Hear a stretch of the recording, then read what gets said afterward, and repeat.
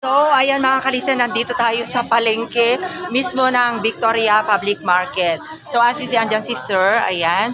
Alam nyo, halos araw-araw na may mga pagnanakaw dito na nagaganap. Kaya sa mga mamamalengke dito, payo ko sa inyo guys, sakto lang ang dadalhin yung mga gamit. Oo, kapag hindi, importante wag na kayo magdala ng mga maraming gamit kasi alam nyo, talagang uso ngayon yung nakawan dito. Oo, kunyari bibili sila, ninanakawan pala kayo. So ang maganda naman dito mga kalisen, ayan nagro-ronda na yung ating mga kapulisan dito sa market ng Victoria Public Market. Yan.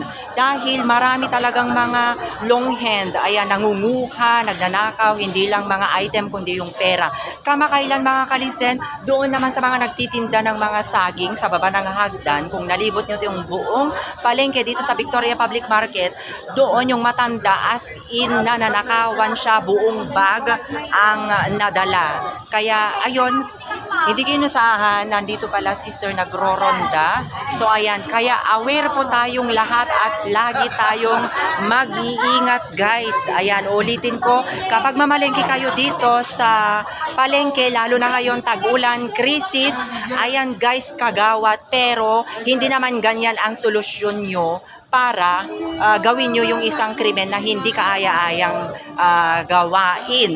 Ayan, ang ano nyo, magtrabaho kayo ng patas. Oo, wag kayo manglamang sa kapwa. So ngayon mga kalisen, mag-ingat po tayo palagi kapag pumupunta po kayo dito sa public market ng Victoria dahil maraming magnanakaw. Uso ngayon dahil tag-ulan, kagawad, kakrisis, ganyan. Mula doon sa, doon sa entrance.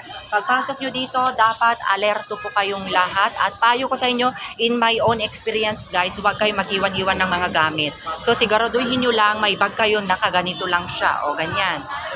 Para kayo iwas sa manakawan. So kahapon na naman, according kay Sir kanina yung pulis, doon sa Natasha sa Avon, doon may nanakawan na naman.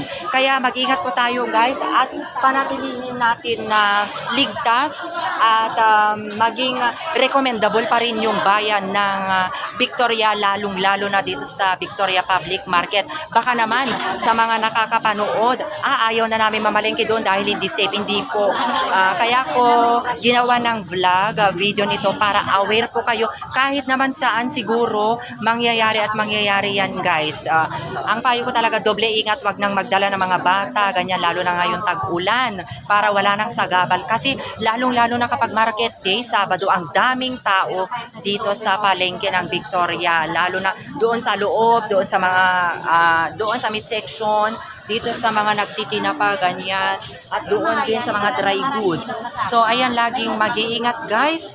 And thank you so much for watching my vlog. Ayan yung ating mga kaibigan dito sa Victoria. Ingat na lang tayo at saka dito sa may midsection ng Victoria Public Market. Huwag kayong matakot na pumunta pa rin dito guys.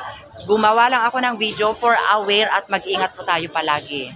In short, recommendable pa rin dito guys. Highly recommendable. Dito ako namamalengke. Bye mga kalisen. This is Indayani, ang Rhina ng inyong tahanan. Hope to see you again on my next vlog. Bye. Like and share na.